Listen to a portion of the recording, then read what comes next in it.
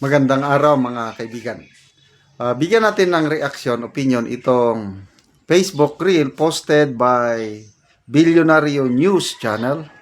Interview kay Attorney Edward Chico, isang international lawyer, corporate counsel, bar reviewer, consultant ng iba't ibang batikang abogado talaga ito.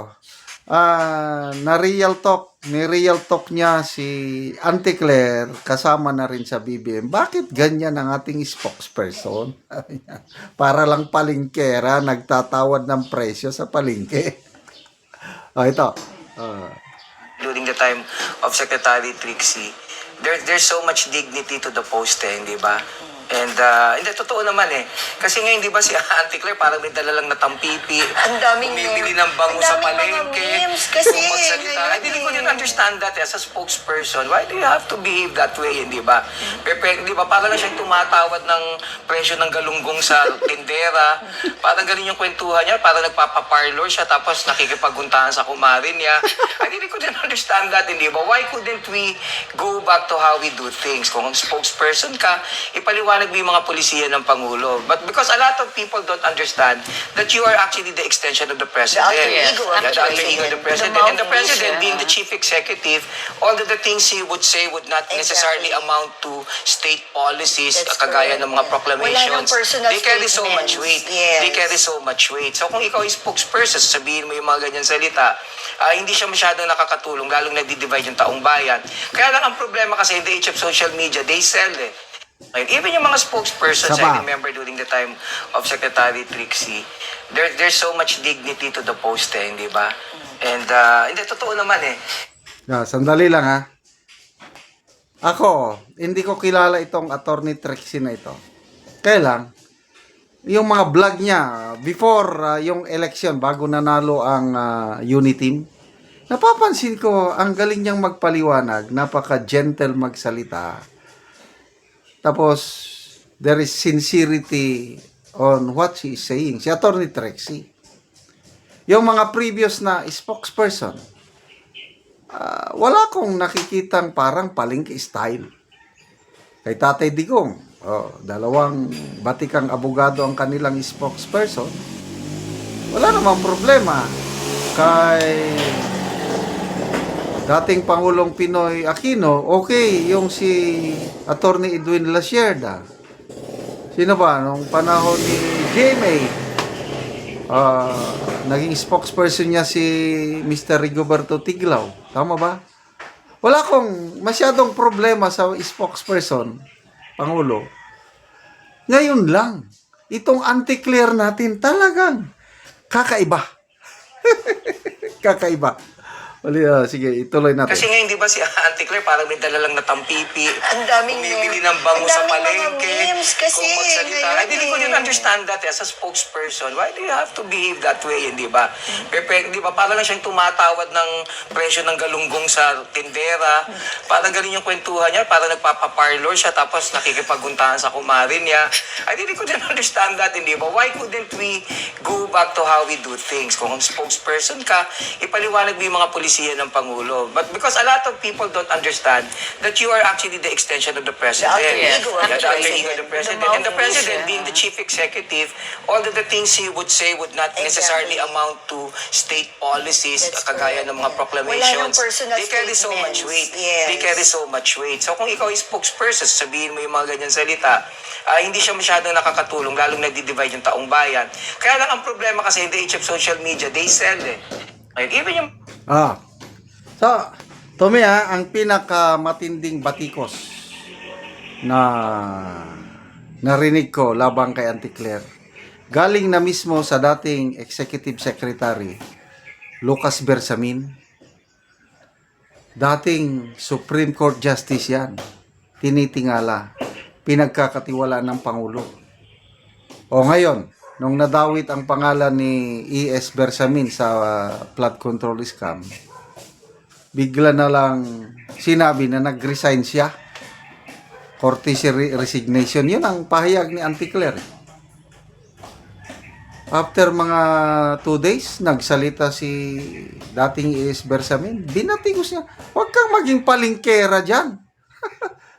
From Supreme Court, Chief Justice, tawagin kang, huwag kang palingkera. Wala na. So, pati nga si Attorney Kaufman, binabatikos na rin niya si Anticlair. So, bakit nagtatagal si Anticlair nandyan pa? It speaks of leadership. Gustong-gusto ni Presidente yung ganyang spokesperson niya. O di, like leader, like spokesperson. Ganon sila. At kung mga DDS pa ang pagsalitain, maganda daw na huwag alisin si Anticlair. Pabayaan lang natin na nandyan siya. Kasi nga, una, entertainment. Ang sarap makinig. Yung sarap na hindi yung nakaka-inspire, kundi yung nakakatawa kung nagsasalita. Ano yung testimony ng 18 Brave Marines? Lousy script. Hindi pang award-winning.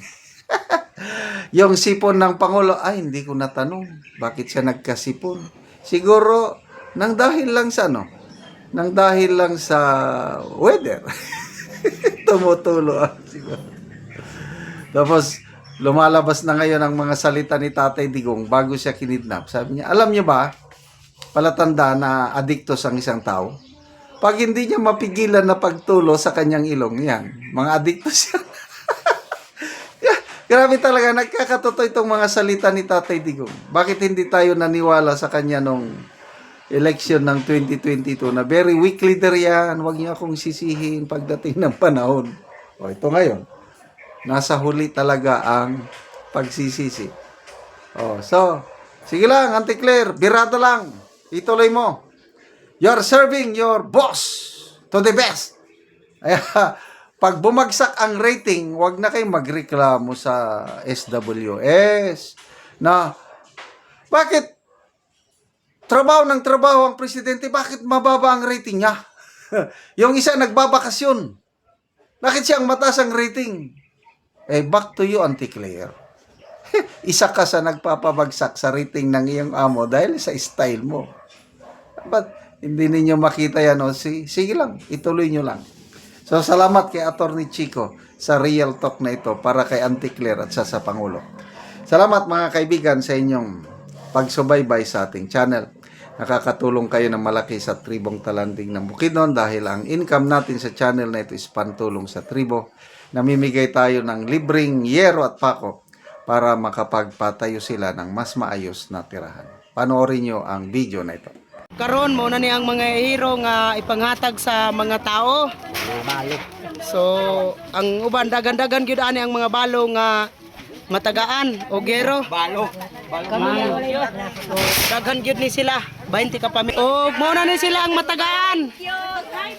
Mo na ni sila ang matagaan, mga tigulang na gyud. Salamat sa Ginoo.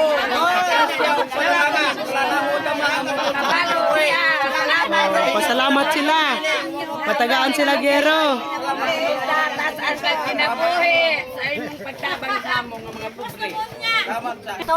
Pilain mong edad nanay? 82 ka na? So karon pa ka nakatilaw og tabang sa yero? Karon pa gyud.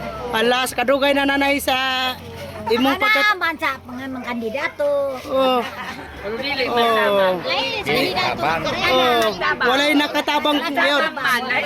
Wala. Dili na kandidato. Oo, ang mga kandidato walay nakatabang. So karon pa gid mo natabangan. Ako sa 67 akong edad. Oo. Ako si Oyong Rogelio Hawiran. Oo. Salamat kayo sa grasya ug panalangan niya gihatag sa amo. Wala na mo damang nga moabot sa among kinabuhi kami tiguang na sa akong asawa pareha na may 60 kapin. Di na may pagkakayag trabaho. Di na makakaon ug dili ni makagbuso basok-basok ginagmay ug katagan mi sa among mga bata. Salamat kayo kay maghirag na akong balay sa tulay kaya hapit na mulan ka. Katulungan na gyud. Salamat kayo kay maripir na ginamo sa dugay panahon among pagandong. Salamat. Ikaw nanay, pila na imong edad nanay? 72. 72. So mga tigulang gyud ang matagaan karon og gero. Pa kami matagal. So Pasko ra bagid karon nanay. Ay, ako pinaskuhan. Oh, maka-repair mo siya ng balay. Sponsor, namak balandu nga mo sa tagaan siya og baskong pangawas niya hangtod magdaas pa niya. Kailak bagid si nanay.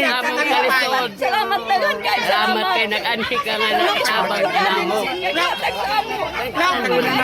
Nagkailak si nanay sa kalipay. Kaya lang sa kanilay, tungkol kayo na may mga bana na may nakatabang ka mo. Mabalo pagid ka nanay. Inatunta nga Sige lang nanay. kinabi. Inatunta nga.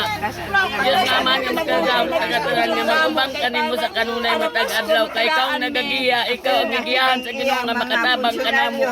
Kaya wag yun may mo din na pagkabalay tungkol sa wala may mga bana way kasaligan. Sila pangawas. Ginoo na lang gid ang may balo sa imo na sa pangayon na mo sa kay tasan. Nagagaan ka pagtaas nga kinabuhi antud sa hangton kay aron daghan pang matabangan nimo sama ka na. Salamat kayo ante. Tuwa na imong ansin ante. Gikuan na. Gidala. Muna ni ang sini ante. Taga na mo gero.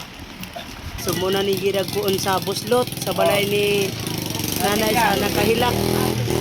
Hihilak yun siya sa kalipay. Oh, mga sako lang. nag-sponsor sa amo sa sen. Kay dili pa ikaw, wala gyud ni makahatag sa amo. Oo. Daghang kay salamat. Salamat kayo.